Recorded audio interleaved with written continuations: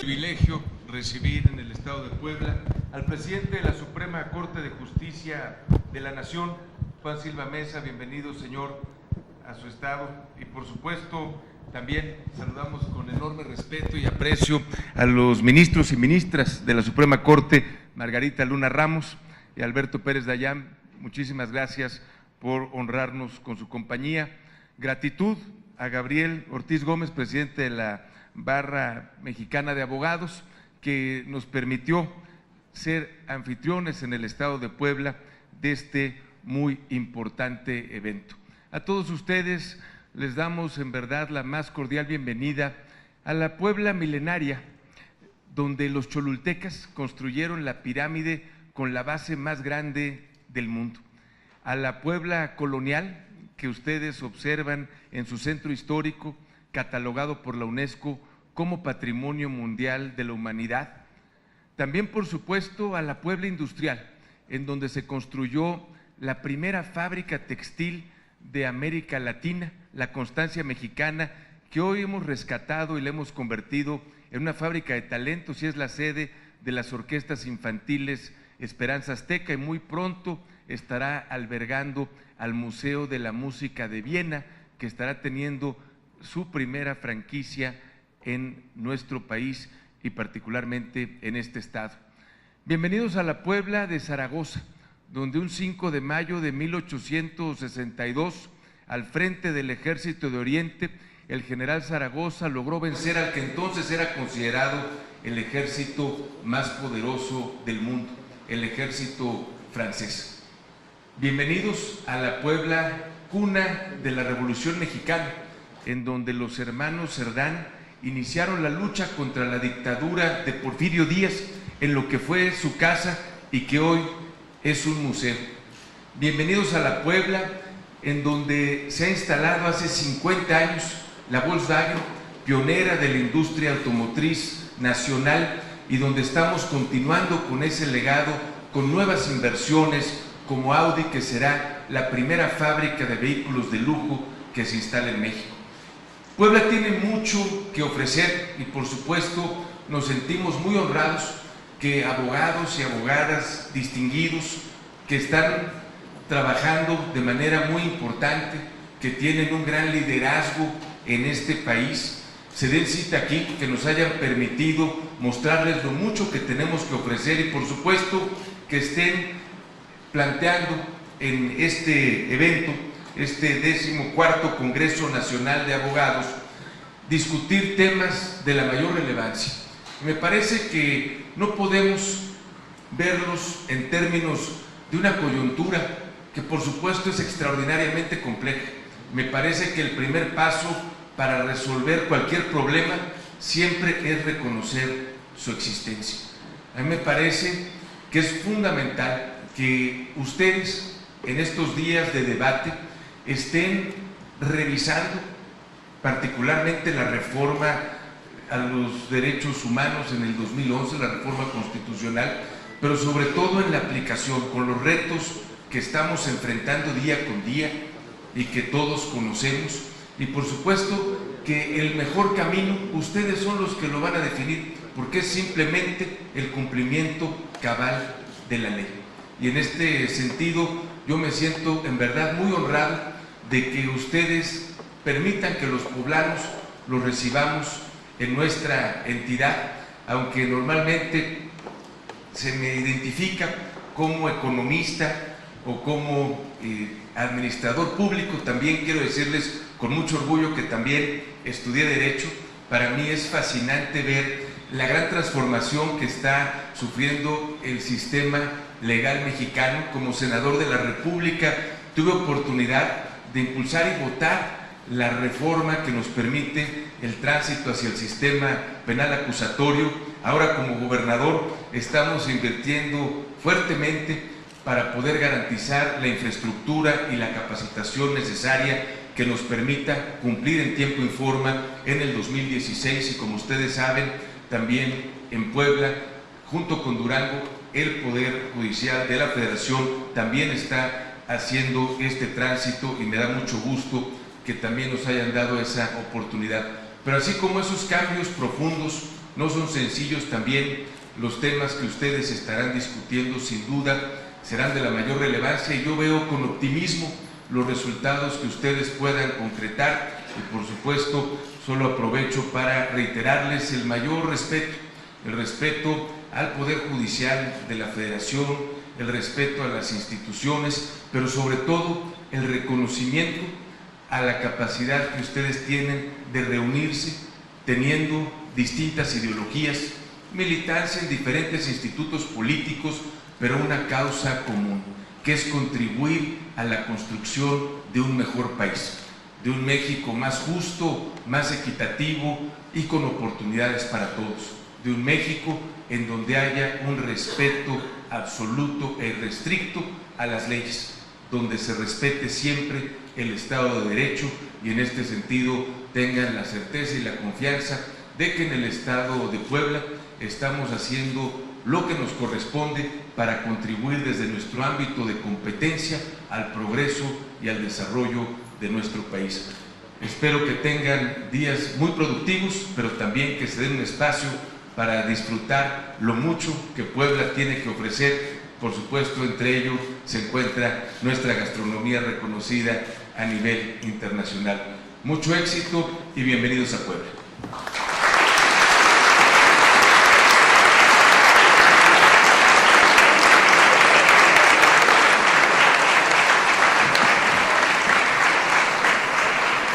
Y a continuación, el licenciado Gabriel Ortiz Gómez, presidente de nuestra barra mexicana Colegio de Abogados, nos va a dirigir unas palabras.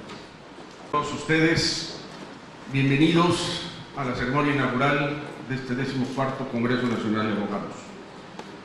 Tengo el honor de contar con la presencia en el presidium del señor ministro presidente de la Suprema Corte de Justicia de la Nación, del Consejo de la Judicatura Federal, don Juan Silva Mesa.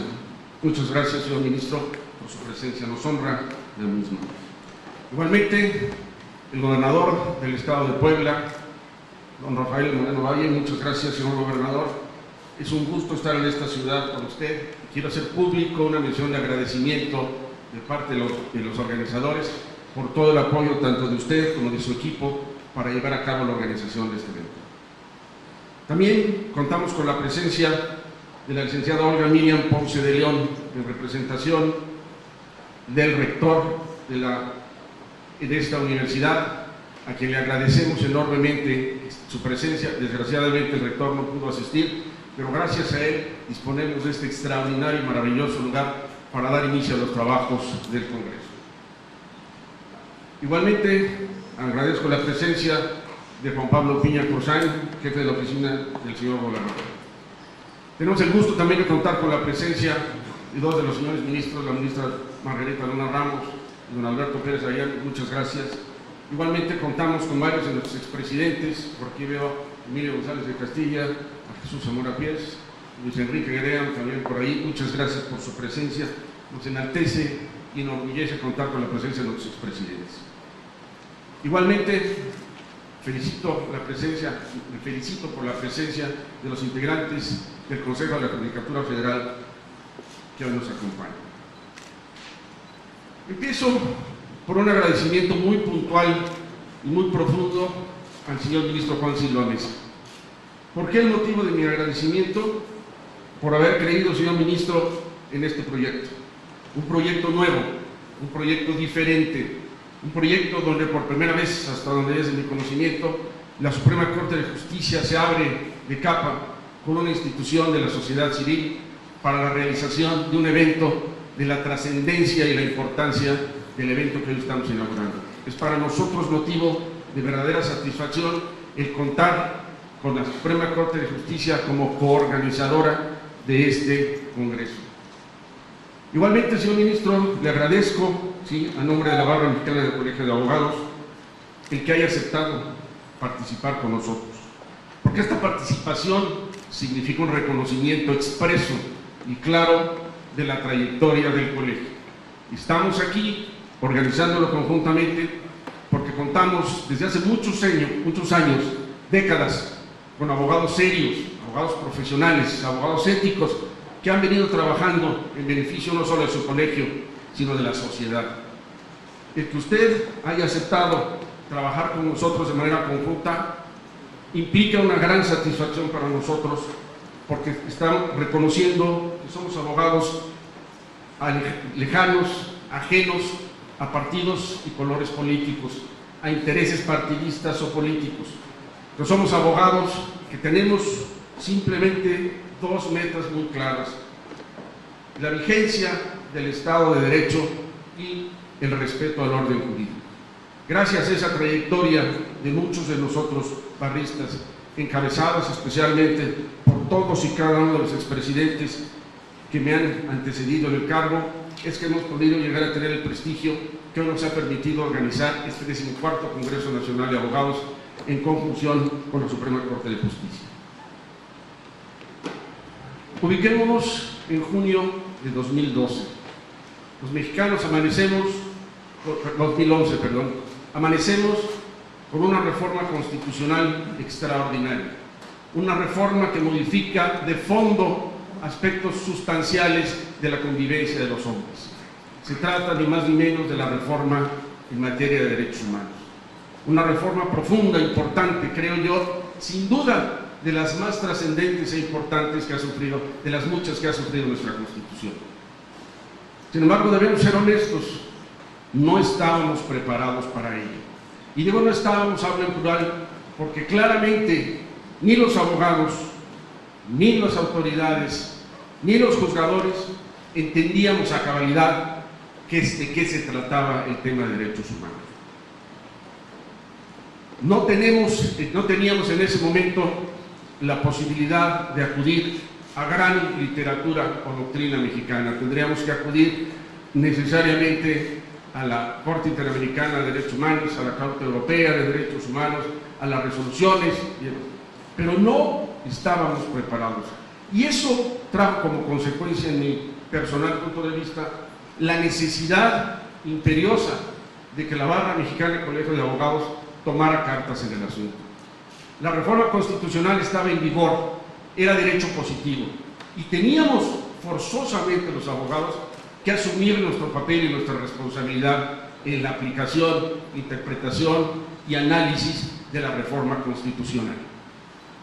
En esa medida pensé, algún día tuve un sueño maravilloso y acudí con el señor ministro Silva Mesa para platicar si le podría interesar a la Suprema Corte de Justicia de la Nación hacer de manera conjunta con la Barra Mexicana del Colegio de Abogados un congreso donde tratáramos el tema estrictamente de derechos humanos. Meses después, un día concretamente, un 21 de septiembre, ¿cómo olvidar ese día?, le pedí cita al señor ministro Silva Mesa para platicar si le interesaba o no, y la Corte quería organizar de manera conjunta con nosotros el Congreso.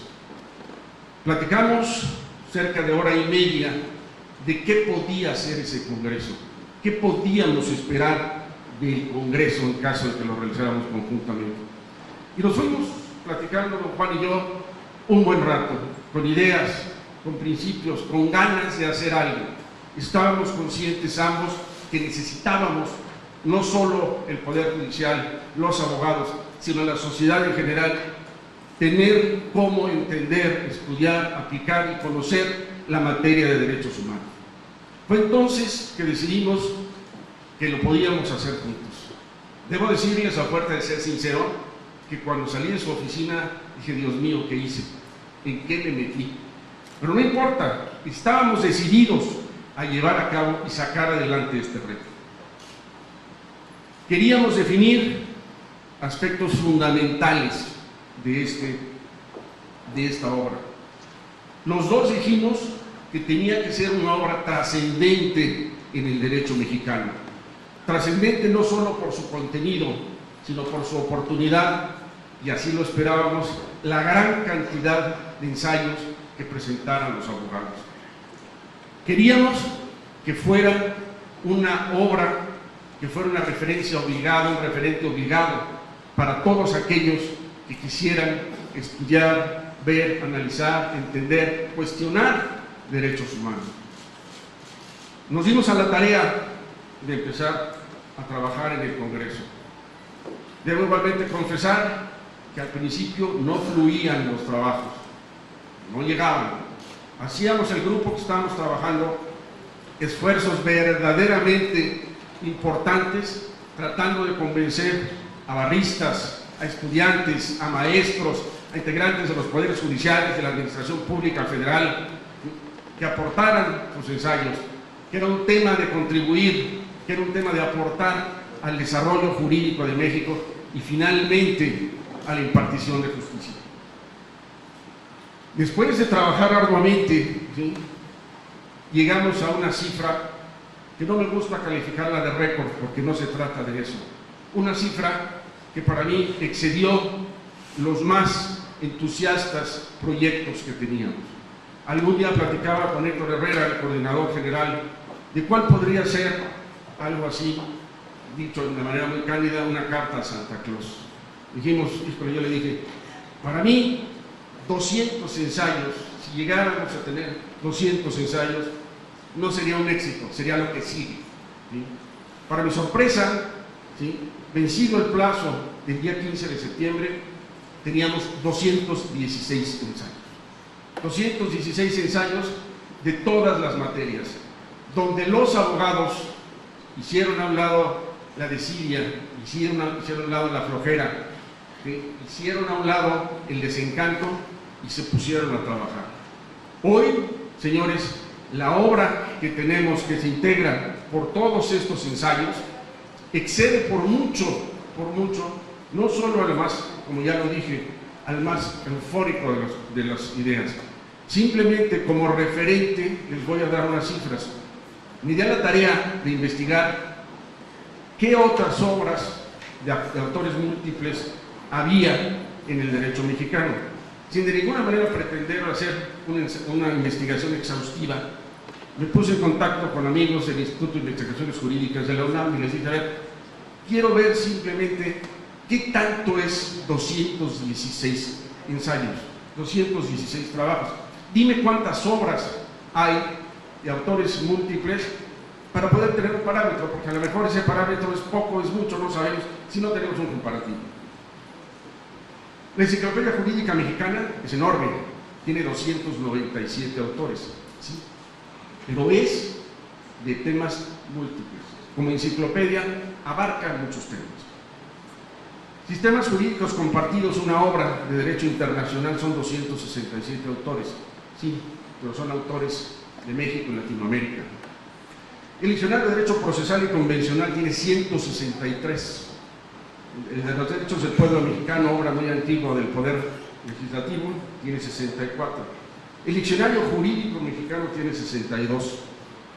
Si vemos que todas estas obras no se refieren a un solo tema, son politemáticas, temas múltiples, multitud de opiniones sobre diferentes tópicos, ¿sí?, y lo comparamos con los trabajos del Congreso, que es un solo tema, monotemático, no creo y estoy cierto de que no hay hoy en día en el derecho mexicano una obra que aglutine 216 autores, ¿sí?, sobre un solo tema. Si la hay, qué bueno, pero hoy por hoy nosotros, los barristas, junto con la Suprema Corte de Justicia de la Nación, creamos una obra de dimensiones increíbles, de un alcance que puede ser extraordinario. No tengo ningún empacho, ¿sí?, en decir que este Congreso, desde el punto de vista académico, reitero académico, es el más exitoso en la historia de nuestro colegio. Independientemente de los éxitos que tuvieron, que todos los demás congresos fueron exitosos por muy variadas razones, este, desde el punto de vista, simplemente por el número de ensayos, resulta ser, sin lugar a dudas, el más exitoso. Pero lo más importante no es el número de ensayos. Lo más importante finalmente no es el que hayan sido más de 216 porque hubo obras compartidas. Es qué va a pasar con esas obras. ¿Qué vamos a hacer con esas obras? Desde el principio quedé con el señor ministro Silva Mesa en que una parte fundamental de esta obra, la que resultara del Congreso, es que se iba a dar a conocer de manera abierta a toda la sociedad. Iba a estar publicado en la página de la Suprema Corte de Justicia de la Nación, en la página de la Barra Mexicana del Colegio de Abogados, y abriríamos una página específica que fuera de consulta pública abierta. ¿Qué pretendemos con esto? Que no se quede en una obra impresa, preciosa obra, que se guarde en una biblioteca y que alguien que tenga dudas y que la haya podido comprar, número que sea, acceda a ellas. Lo más trascendente, lo más importante, es dar a conocer a toda la sociedad y en especial al Poder Judicial, tanto federal como local, y a las autoridades, todo el trabajo que integra las memorias. Hoy en día sabemos perfectamente que las entidades federativas disponen, en muchas ocasiones, no en todas evidentemente, de escasos recursos, y pocos recursos se dedican al Poder Judicial local. Y el Poder Judicial local muchas veces destina mínimas cantidades a la actualización y capacitación de los integrantes del Poder Judicial. Hoy, el fruto enorme que da este Congreso es que esta obra va a estar a disposición de todos, absolutamente todos los ciudadanos, investigadores, abogados, cualquier jurista, independientemente de la actividad a la que se dedique, especialmente los juzgadores. Queremos hacer énfasis. Queremos hacer énfasis en todos aquellos autoridades menores que no se capacitan, nadie las voltea a ver, no hay recursos, ¿sí? Quería que se pregunten, ¿cómo interpreto los derechos humanos? ¿Cómo los aplico? ¿Cuáles son las reglas? ¿Dónde investigo? ¿Dónde leo? ¿Quién me orienta? Tengan una referencia que son los trabajos del 14º Congreso Nacional de Abogados. No solo eso, platicando también con el ministro Silva Mesa, convinimos en que esta obra, así le quise llamar yo, quería que fuera una obra viva. ¿Por qué una obra viva? Porque si bien los trabajos se van a imprimir, ¿sí?, y se van a circular y a distribuir entre diferentes entidades, personas, instituciones, queremos dejar abierta la posibilidad, y así le daremos difusión, para que en lo sucesivo cualquier persona, abogado, pasante, estudiante, maestro, investigador, miembro de la judicatura, miembro que se dedique al libre ejercicio de la profesión, pueda seguir mandando sus ensayos. Queremos que esta obra no se cierre, queremos que esta obra sea un centro de acopio de opiniones de abogados que el día de mañana enriquezcan el contenido mismo de la obra. Porque finalmente estamos trascendiendo. Gracias.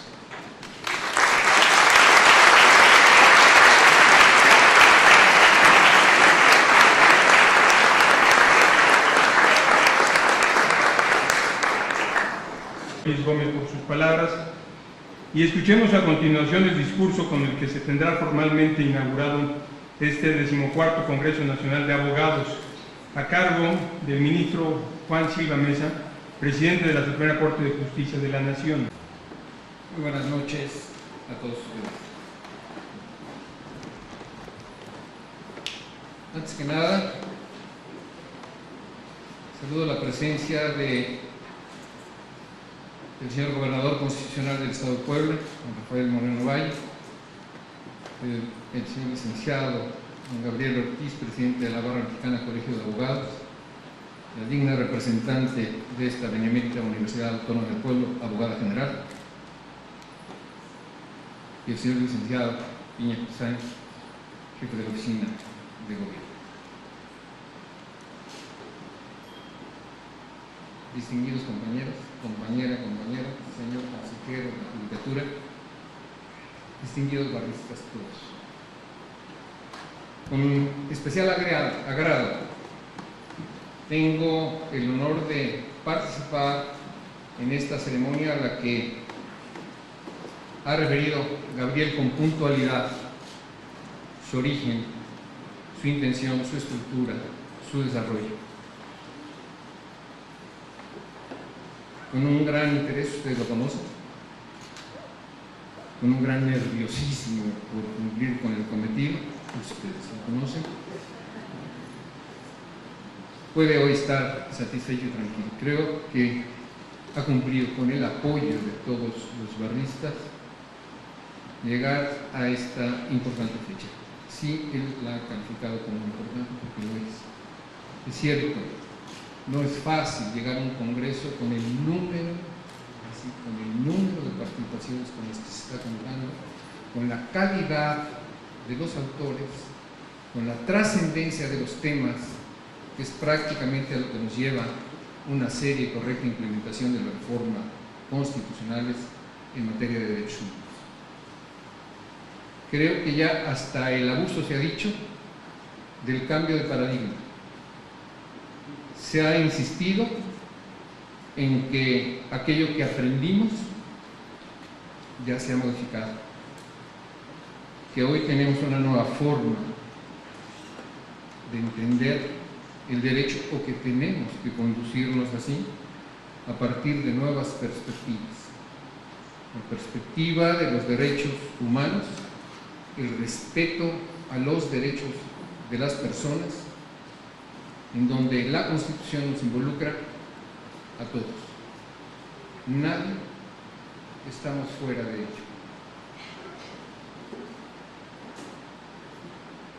Se me sugirió un tema para dar inicio a estos trabajos. Es unas reflexiones, o son unas reflexiones que pretenden ser breves para cumplir con este dignísimo cometido. Ya se ha dicho, y hoy vamos a insistir en ello, nada de lo que aquí oirán les será desconocido.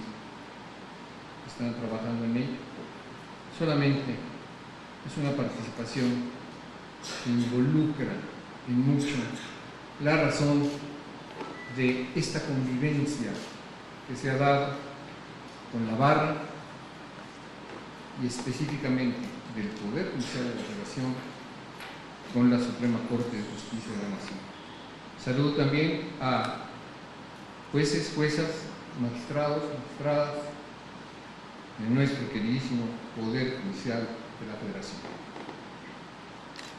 La reforma constitucional de junio de 2011, que incorporó al artículo 1 de la Constitución mexicana el principio pro persona, cambió la forma en que los operadores jurídicos debemos entender la protección de los derechos. Como todos ustedes saben, la administración de la Suprema Corte de Justicia tuvo como tarea durante los pasados 4 años, a partir de la reforma, difundir y normalizar entre todos los jueces del país el nuevo paradigma de los derechos humanos. A partir de la reforma, a los 2 meses se inició un intenso esfuerzo de capacitación que alcanzara no solamente a la justicia federal, sino la justicia nacional. La reforma constitucional en materia de derechos humanos involucra definitivamente a la justicia nacional. Y la Suprema Corte de Justicia, como órgano cúpula del Poder Judicial de la Federación, entendió y asumió que la implementación de las reformas implícitamente las encargaba el Poder Revisor de la Constitución a ese órgano colegiado, y así actuó en consecuencia y sigue actuando en consecuencia. Suele entenderse que la obligación de promover, respetar, promover y garantizar los derechos humanos recae exclusivamente en el Poder Judicial. Sin embargo, debemos dejar claro que como obligación también internacional, dichas intenciones plasmadas en nuestra Constitución involucran al Estado en su conjunto. Aquello implica directamente a los otros 2 poderes del Estado, pero también y muy particularmente a todos los abogados de este país, por las razones que a título indicativo habré de referir a continuación. Todos los operadores jurídicos compartimos la función social de dirimir conflictos y encontrar las mejores soluciones que contribuyan a la conservación del orden constitucional. Vivimos, sin embargo, una etapa particularmente delicada de nuestra historia en la que parece que el monopolio de la fuerza se resquebraja ante la delincuencia y la inseguridad. Regiones enteras del país se han convertido en tierra de nadie. Es tarea de todos nosotros regresar a las instituciones, a la normalidad que les caracteriza, resolver los problemas en la Constitución, las leyes y las instituciones, buscar las soluciones en la Constitución, en las leyes y en las instituciones. Jueces y abogados, compartimos una lista de pendientes que solo podremos desahogar si trabajamos en la Constitución en equipo. Lograr construir un mejor orden jurídico a partir de la aplicación cotidiana de normas y principios protectores de los derechos fundamentales, potenciando el derecho interno y en su vinculación con el internacional, que hoy es tema común. Así debemos transitar jueces, abogados. Esto me lleva a enunciar en esta noche 7 aspectos que considero centrales. Primero, jueces y abogados debemos ir delimitando en nuestra práctica cotidiana la aplicación de las fuentes del derecho internacional, proyectándolas en el orden jurídico interno. Debemos acostumbrarnos a conocer y aplicar las fuentes formales, dentro de las que se encuentran los tratados y la costumbre internacional, así como las fuentes reales, donde se contienen los principios del derecho internacional y la jurisprudencia emitida por tribunales internacionales. Entre las dificultades que se derivan de la segunda de estas categorías, se puede destacar lo poco frecuente que había sido hasta ahora entre los operadores jurídicos nacionales estudiar las normas y los principios interpretativos establecidos por el derecho internacional. En el pasado, quienes nos formamos en la judicatura no habíamos conocido en la práctica la situación de ver legítimamente limitada la discrecionalidad del Estado por virtud de compromisos internacionales suscritos por el gobierno.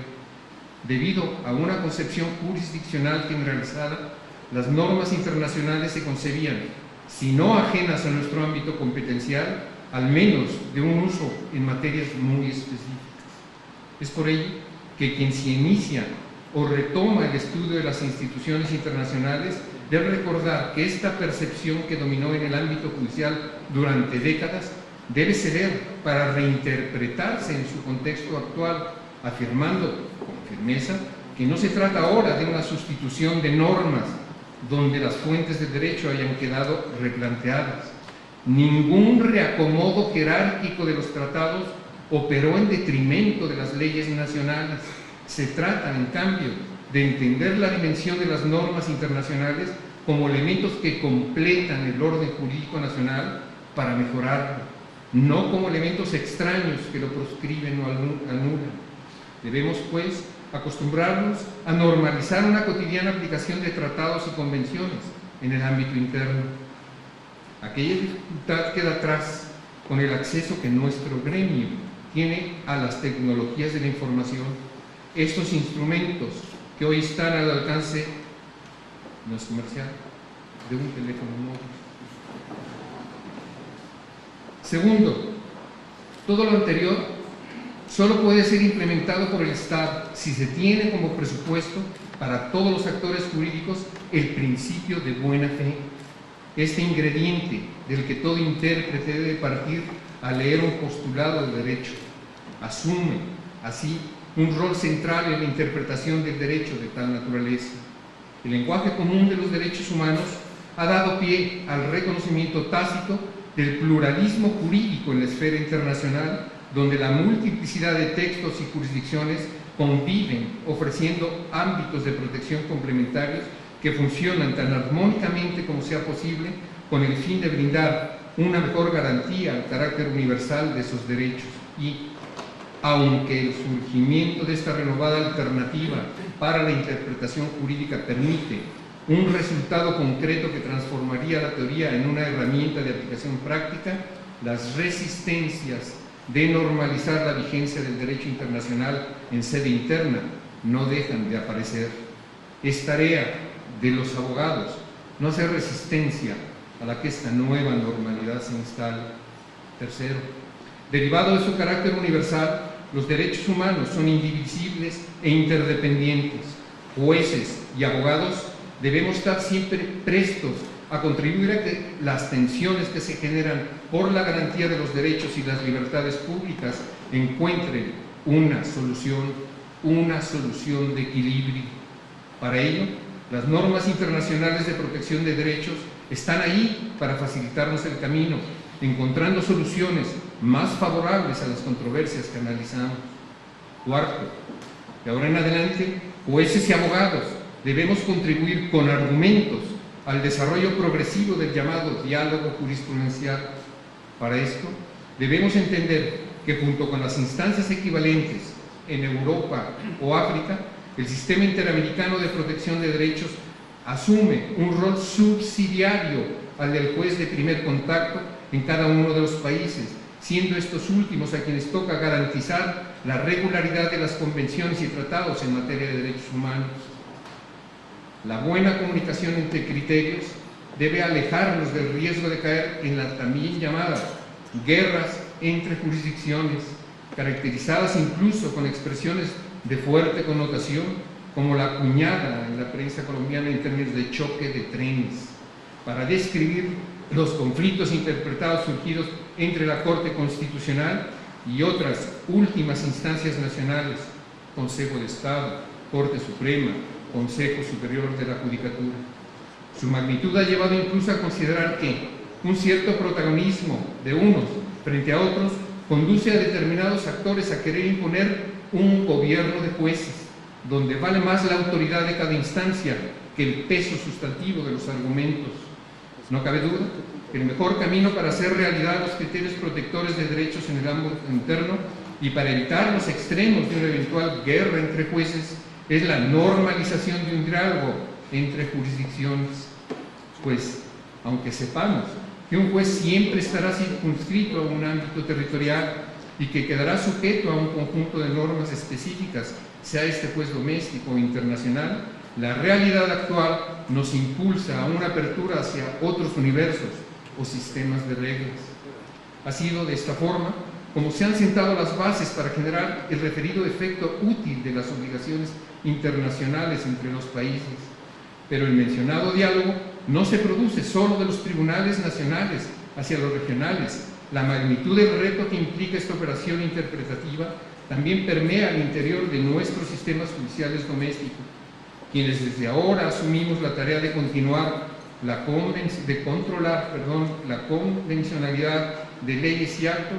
Ya no somos solo las instancias superiores, son, y antes que nadie, los jueces de primer contacto con el ciudadano. A partir de ahora, los jueces encargados de resolver recursos excepcionales de protección de derechos, como el amparo para el caso latinoamericano, tendrán que evitar el activismo y el desbordamiento, respetar y garantizar que el ejercicio de aplicación de las convenciones por parte de los jueces de primer contacto haya sido conforme a los designios de las normas y los principios internacionales suscritos por cada país, debiendo señalar que de esta tarea son también corresponsables los abogados. Quinto, encontrar el derecho que mejor proteja a la persona, tal como quedó establecido tras la reforma al artículo 1 constitucional, no implica una autorización abierta a todo juez para inaplicar el derecho nacional a su antojo. Para ello, los abogados deben evitar a toda costa tratar de convencer al tribunal sobre los defectos de alguna disposición nacional, valiéndose para ello de las normas y los principios internacionales e interamericanos. Aquello volvería automático para todos los juzgadores del país preferir la aplicación de la norma internacional en detrimento del derecho nacional, cuando no existe o exista mérito constitucional para ello.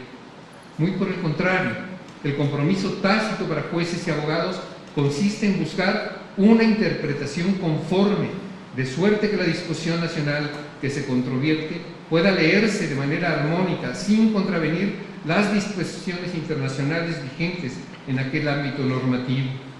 Es así como reglas de diversas jerarquías formales se equiparan para ser pasadas por un tamiz unificador susceptible de hacerse realidad desde el primer momento en que el individuo tiene contacto con un juez. La armadura que protegía al tribunal, entendida esta bajo la forma de una apreciación discrecional en el ámbito competencial de su jurisdicción, ha quedado sometida a lineamientos que habrán de normalizarse en los años posteriores partiendo de estándares internacionales de protección de derechos. Sexto, cualquier actuación que se produzca por los operadores jurídicos de un país puede comprometer la responsabilidad del Estado en su conjunto, es decir, los particulares también pueden generar la responsabilidad internacional de un Estado. El sistema de Naciones Unidas se ha fortalecido, ampliando no solo el deber de promoción de los derechos, sino, sobre todo, sancionando o reprimiendo a los Estados que a través de sus políticas realicen o toleren violaciones a estos derechos, no solo a través de presiones internacionales como bloqueos o embargos económicos, sino imponiendo obligaciones específicas. Por último, séptimo, los países que hemos asumido el reto de interiorizar las normas de los tratados y de las convenciones de derechos humanos, no pretendemos enfrentar un cambio cultural por decreto. Esta transformación se deriva de una política de Estado que, en cada uno de nuestros ámbitos nacionales, ha ido surgiendo como opción deliberada de nuestras soberanías, cada vez más entrelazadas y comprometidas con el propósito de garantizar el carácter universal de los derechos de las personas. Es en las constituciones, antes que en las leyes secundarias, donde se dicta la hoja de ruta de esta internacionalización, y somos los órganos jurisdiccionales domésticos los encargados de diseñar los contornos de este cambio normativo a través de nuestras sentencias.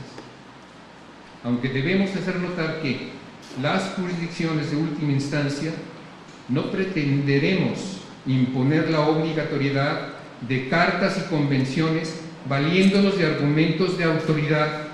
Tampoco se trata de un ejercicio voluntarista de jueces que pretendamos imponer nuestros criterios por encima de las otras ramas del poder por el simple hecho de afianzar nuestra influencia o nuestra notoriedad. Se trata, en cambio, de un ejercicio interpretativo cuya ratio principal se centra en una operación, por supuesto compleja, de armonización normativa. Tal operación interpretativa que nos obliga en común a jueces y abogados a estudiar más horas al día, a contribuir a dar mayor previsibilidad a los derechos de las personas y a ejercerlo, esto todo por mandato constitucional.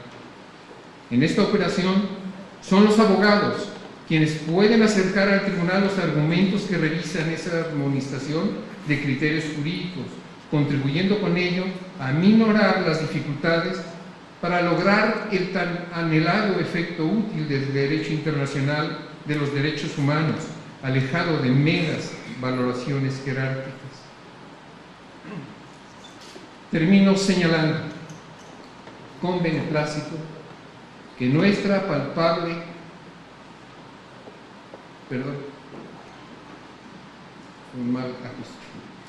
que muestra palpable de este ánimo cooperativo que nos lleva a reforzar la cooperación entre jueces y abogados, implícita en las reformas aludidas, es precisamente el convenio de colaboración suscrito entre la Barra Mexicana Colegio de Abogados y la Suprema Corte de Justicia de la Nación el año pasado, que debemos decir por nuestra parte que no solo se suscribió para efectos de un protocolo y una fotografía. La participación activa de la Suprema Corte en la organización y diseño de este Congreso deja claro que esta primera manifestación del convenio es solo el inicio de una agenda común de trabajo y un foro para escuchar las razones desde la perspectiva del juez y desde la perspectiva de los abogados, que se entiende así desde junio de 2011, unidas en un propósito único, la mejor posible protección de las personas. Nuestra expectativa como Poder Judicial es que después de este Congreso, los abogados de México puedan leer los asuntos, tomando en consideración los derechos humanos en su trabajo cotidiano, que de ahora en adelante tengan que hacerse siempre la pregunta de ¿qué está en el juego? ¿Cómo se inicia en este día hoy y hora señalados para la inauguración de este evento? Así lo hago y lo declaro formalmente inaugurado.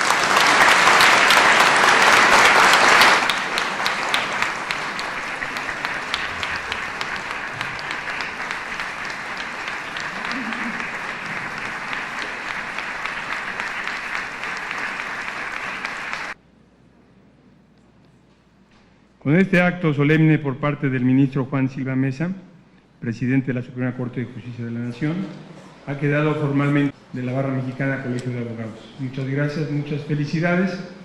Les agradecemos a todos su presencia y los invitamos a seguir gozando de este evento que está bajando las escaleras que tenemos al frente saliendo del salón. Muchas gracias a todos, muchas gracias, presidente.